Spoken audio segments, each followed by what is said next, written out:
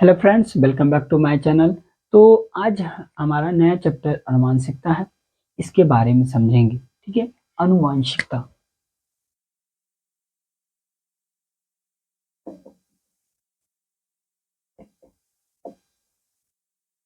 ठीक है, पहले तो अनुवांशिकता होता क्या है। तो अनुवांशिकता क्या होता है? अनुवांशिक गुण को एक पीढ़ी से दूसरी पीढ़ी तक संचरण को क्या बोलते हैं? अनुवांशिकता।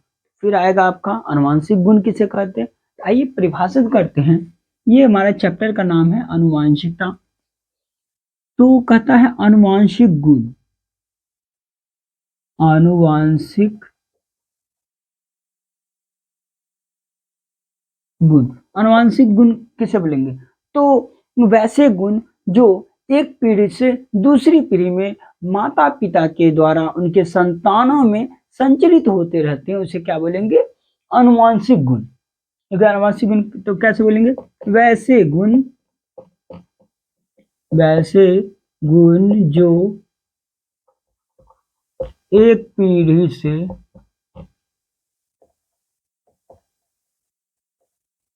दूसरे पीढ़ी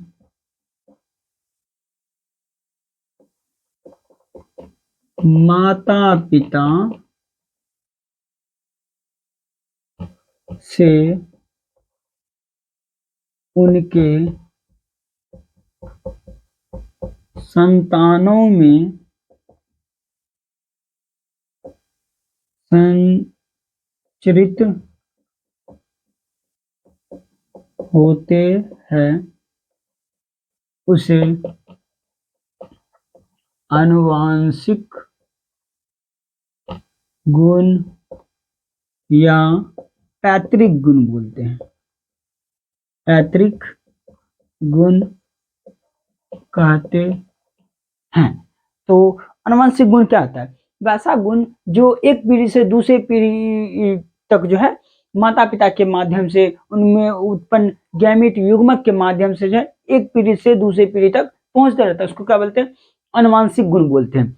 तो जैसे देखो, जितने भी आनुवांशिक गुण है वो आनुवांशिक गुण कहाँ से आता है? लैंगिक जनन से। लैंगिक जनन में जो होगा जितने भी युग्मक का जो संलयन होता है यानी निषेचन की गई होती है, एक नर युग्मक होता है, एक मादा युग्मक, उसके मिलने से जो है उसके मिलने से युग्मनज का निर्माण होता है। और उस युग्मनज में जो है दोनों पीढ़ी का, उनकी माता का गुण और कुछ पिता का गुण जो है उनका संचरण होता है। तो वैसे गुण को जो बोले क्या बोलते हैं? अनुवांशिक गुण बोलते हैं। वैसे गुण को क्या बोलेंगे? हम अनुवांशिक गुण बोलेंगे। अब जो है ये अनुवांशिक गुण, तो इसमें क्या होगा? अनुवांशिकता को परिभाषित कर सकते हैं हम। अनुवांशिकता को आनुवांशिकता अनुवांशिकता को इस प्रकार से परिभाषित कर सकते हैं कि पैतृक गुण यानी कि अनुवांशिक गुण का एक पीढ़ी से दूसरे पीढ़ी में संचरण को क्या बोलते हैं? अनुवांशिकता बोलते हैं। क्या बोलेंगे? अनुवांशिकता बोलते हैं। अनुवांशिकता क्या होगा? एक पीढ़ी से दूसरी पीढ़ी में गुणों का, पैतृक गुणों का संचरण क्या कहलाता है? अनुवांशिकता कहलाता है। उसके बाद हमारा आता है जेनेटिक्स अनुवांशिकी। उसमें तो उसको परिभाषित करने के लिए हम इस प्रकार बोल सकते हैं कि जीव विज्ञान की वह शाखा जिसके अंतर्गत हम अनुवांशिकता और वेरिएशन यानी विभिन्नता के बारे में अध्ययन करते हैं, उसे क्या बोलते हैं? अनुवांशिकी बोलते हैं, यानी जेनेटिक्स बोलते हैं। जेनेटिक्स जो को ग्रेगर जॉन मेंडल को जेनेटिक्स का फादर बोला जाता है, जेनेटिक्स के पिता बोले जाते हैं, यानी कि अनुवांशिकी के पिता ग्रेगर जॉन मेंडल को बोला जाता है, क्योंकि ग्रेगर जॉन मेंडल ने ही अनुवांशिकता के बारे में सर्वप्रथम उन्होंने अध्ययन किया था। अगर हम देखते हैं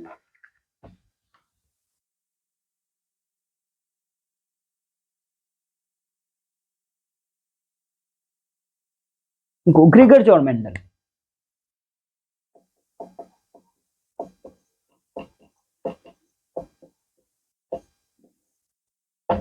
ग्रेगर जॉन मेंडल को अनुवांशिकता का पिता कहा जाता है। इनके जन्म की बात करें, इनका जन्म जो है 1822 में हुआ और मृत्यु जो है 1884 ईस्वी में इनकी मृत्यु हो गई। ये ऐसे वैज्ञानिक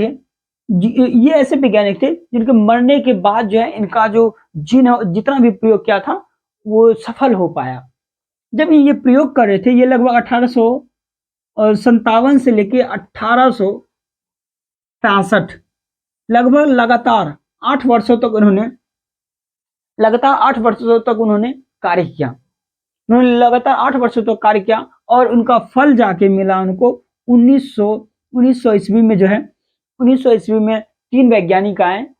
उन तीनों वैज्ञानिक ने जो है उनके प्रयोगों को पुनः दोहराया गया और पुनः दोहराया गया। तो उसके बाद पता चला कि ग्रेगर जॉर्मेंडल ने ये तो प्रयोग कर चुके हैं, तो उनको तब जाके उनको उपाधि मिल पाया ग्रेगर जॉर्मेंडल को। देखो ग्रेगर जॉर्मेंडल ने सर्वप्रथम जो अपने प्रयोग में मटर के पौधे का उपयोग किया।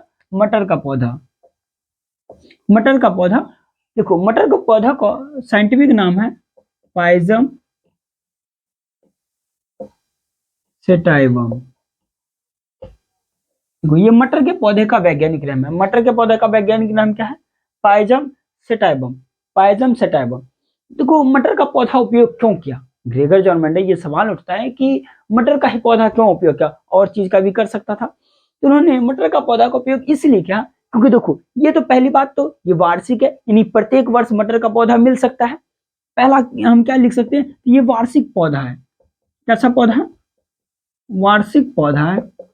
वार्षिक पौधा का इसका जो अवधि है ना ये कम समय तक रहे, मतलब कि हम एक साल में जो है ये नया पौधा उत्पन्न हो सकता है। अगर मान लो हम किसी आदमी पर करते तो आदमी को जीने में लग जाता 24 साल, मान लो 24 साल में वो नए संतान को उत्पन्न कर सकता है, या फिर 18 के बाद ही करेगा।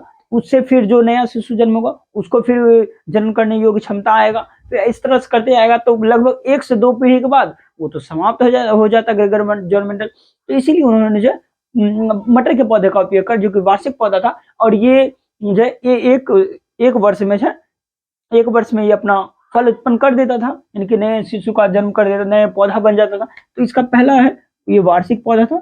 दूसरे की बात करें तो इसमें जो है अनेक विपरीत लक्षण देखने को मिला। इन पौधों में जो अनेक तुलनात्मक लक्षण देखने को मिला, यानी कि इनमें जो है अनेक विपरीत लक्षण देखने को मिला। इसी कारण हमने इसका उपयोग किया। और जो है इसमें द्विलिंगी पुष्प पाया जाता है, इसीलिए इसका उपयोग किया गया। इसमें द्विलिंगी पुष्प, ऐसे पौधा में जो द्विलिंगी पुष्प पाया जाता है। फिर और अगर बात करते हैं चौथे नंबर की, द्विलिंगी पुष्प के साथ साथ जो इनमें जो है स्वपरागण की क्रिया के लिए, इसमें जो है द्विलिंगी पुष्प पाए जाने के कारण इसमें स्वपरागण की क्रिया आराम से हो सकता है। तो इन सभी कारणों से जो है मेंडल ने जो मटर के पौधे का उपयोग किया। पाइजम सेटाइवम। तो हमने देखा कि ग्रेगर जॉर्मेंडल ने मटर के पौधे का उपयोग क्यों किया। तो उन्होंने इसलिए किया क्योंकि पहली बात तो जो भी मटर के पौधे हैं ये वार्षिक पौधे हैं, यानी कि ये जो है एक वर्ष में जो है नए पौधे उत्पन्न कंप्लीट हो जाते हैं, उससे हम नए पौधे का निर्माण कर सकते हैं। और जो है इनमें इनकी पुष्पें जो है वो द्विलिंगी पुष्प पाई जाती है। यानी नर भाग और मादा भाग दोनों एक ही पुष्प में पाए जाते हैं। उसके साथ साथ जो है इन पौधों में जो है स्वपरागण की क्रिया होती है। स्वपरागण की क्रिया यानी कि एक ही पुष्प का परागकण दूसरे उसी पुष्प के स्टिग्मा पे जाएगा, उसको बोलेंगे हम स्वपरागण। और ये द्विलिंगी पुष्प है। तो इस हिसाब से उन्होंने मटर के पौधे का, इन्हीं सभी कारणों से उन्होंने मटर के पौधे का उपयोग किया। अब जो है अब हम देखते हैं इसमें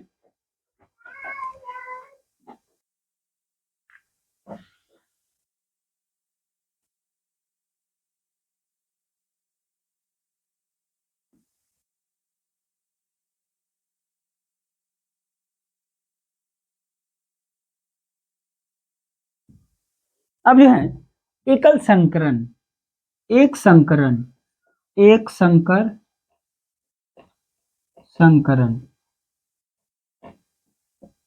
इसको बोलते हैं मोनोहाइब्रिड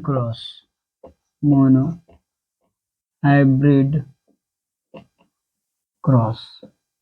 देखो एक संकर संकलन किसे बोलते हैं? तो इसमें क्या होता है, तो मेंडल साहब ने क्या किया, उन्होंने जो है एक गुण लिया।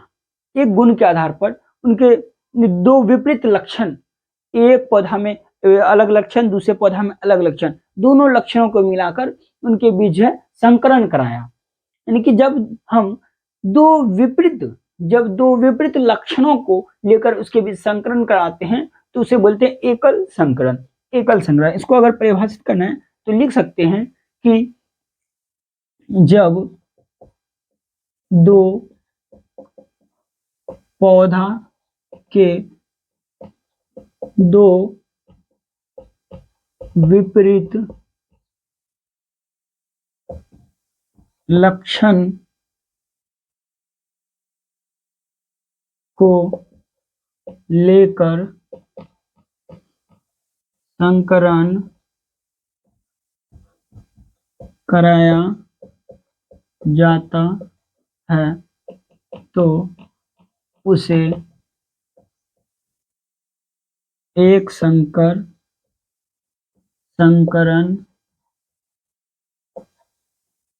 कहते हैं।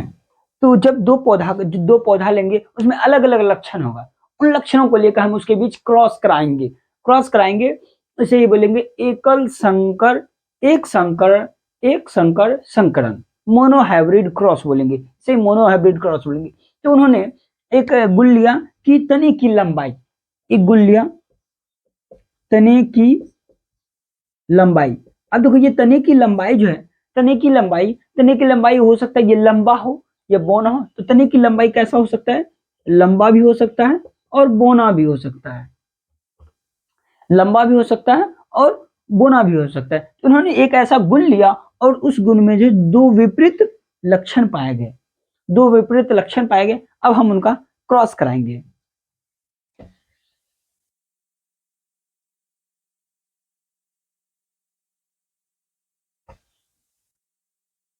देखिए उससे पहले जो है आपको कुछ समझना जरूरी है कि कुछ टर्मिनोलॉजी देखो, जैसे हम लंबा लेते हैं, लंबा के लिए हम लिखेंगे कैपिटल टी और बोना के लिए लिखेंगे स्मॉल टी। ठीक है, अब हम एकल संकरण कराते हैं। तो उन्होंने पहले जो है हम एक मेल पार्ट लेते हैं, इसको मेल है और ये फीमेल है। ठीक है, मेल में हमने जो पौधा लिया है वो लंबा पौधा है, ये मटर का पौधा लंबा है, इसको कैपिटल टी बोल दिए। दूसरा जो है ये फीमेल वाला पार्ट बोना पौधा स्मॉल टी। अब इन दोनों के बीच जो है पहले गैमेट का निर्माण करेंगे, इसमें पहले युग्मक का निर्माण होगा, ये युग्मक बन गया। देखो पहले पीढ़ी में इनको जनक बोलेंगे, तो ये पहले वाली पीढ़ी के जनक को हम P1 से इंगित कर सकते हैं, P1 से। अब जो इसमें गेमेटोजेनेसिस होगा तो ये हो गया गेमिट का निर्माण, यानी युग्मक का निर्माण, ये हो गया युग्मक।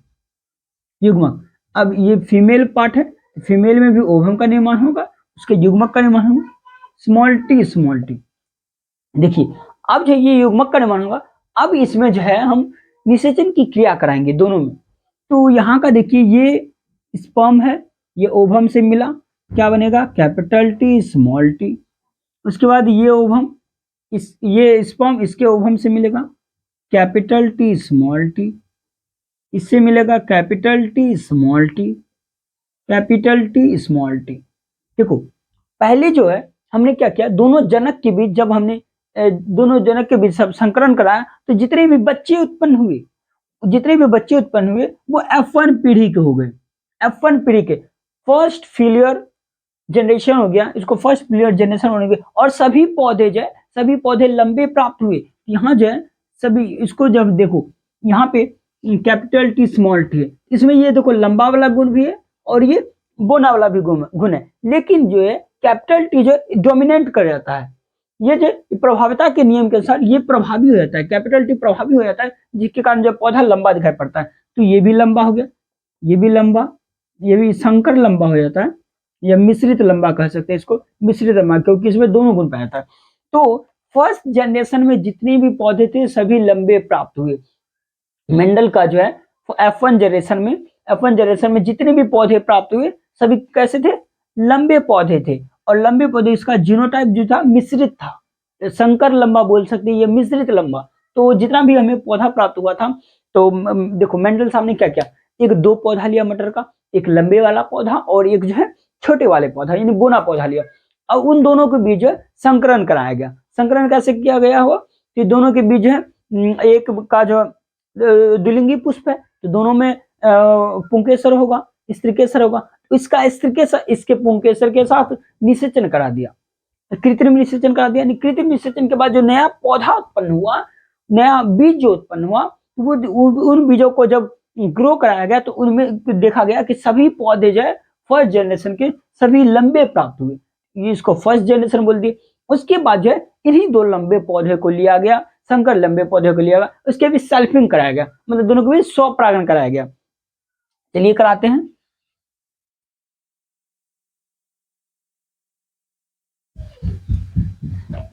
देखो अब F1 पीढ़ी में हमने जो है कैपिटल टी स्मॉल टू ये संकर लंबा है, कैपिटल टी स्मॉल टी ये संकर लंबा है, इसके बीच सेल्फिंग कराया गया, ये जो है ये सेल्फिंग होता है, सेल्फिंग यानी स्वपरागण कराया गया। जब ये स्वपरागण कराया जाएगा इसमें फिर गेमिट का निर्माण होगा,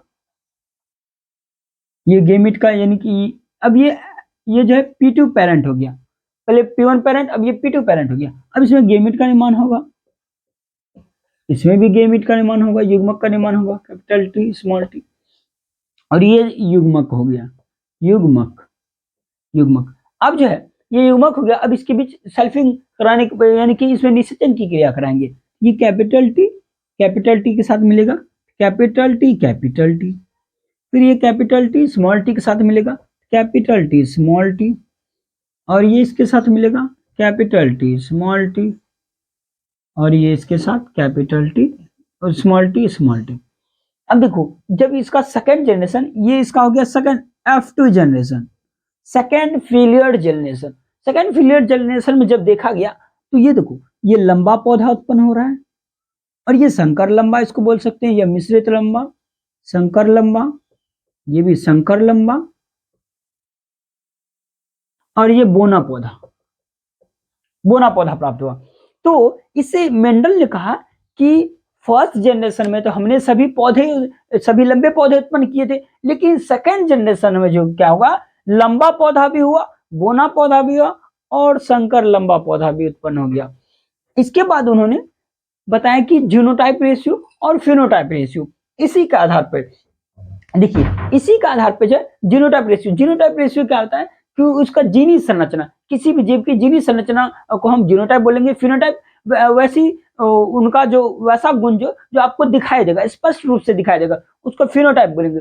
इसी का जो है अब अनुपात निकाला गया, जैसे देखो ये फिनोटाइप रेशियो, फिनोटाइप रेशियो की बात करें तो देखो ये 1 2 3 पौधे थे, लंबे थे, 3 पौधे कैसे थे, लंबे पौधे थे, उन्होंने रखा 3 अनुपात, क्योंकि देखो हम देख कर बता सकते हैं क्या ये लंबा है ये छोटा है, तो ये हो गया इसका फिनोटाइप रेशियो। तो फिनोटाइप रेशियो 3 पौधे कैसे थे, लंबे थे, तो उनको 3 लिखा, और एक पौधा बोना था इसको 1 लिखा। तो इस प्रकार से हम बता सकते हैं कि मोनोहाइब्रिड क्रॉस का जो है फिनोटाइप रेशियो क्या होता है, 3:1, 3:1। जीनोटाइप रेशियो की बात करें, जीनोटाइप रेशियो देखो, जीनोटाइप रेशियो क्या होता है, उसका जीनी संरचना देखो, इसका जीन देखो, इसके जीन में 2 कैपिटल टी है, इसके जीन में एक कैपिटल टी एक स्मॉल टी है, एक कैपिटल टी एक स्मॉल टी है, इसमें दोनों स्मॉल टी है। तो इसका जीनी संरचना जब देखा जाता है, एक कैपिटल टी स्मॉल टी और स्मॉल टी। देखो यहाँ कैपिटल टी क्या है, कैपिटल टी एक है, यानी एक, कैपिटल टी स्मॉल टी कितना है, 1 2 है, और स्मॉल टी कितना है, 1, यानी कि इसका जीनोटाइप रेशियो कितना हो जाता है, जीनोटाइप रेशियो 1:2 और 1। तो इस प्रकार से हमने देख लिया कि मोनोहाइब्रिड क्रॉस का फिनोटाइप रेशियो 3:1 होता है, और जीनोटाइप रेशियो 1:2:1 होता है। तो इस प्रकार से हमारा मोनोहाइब्रिड क्रॉस जो है समाप्त हो गया। तो धन्यवाद।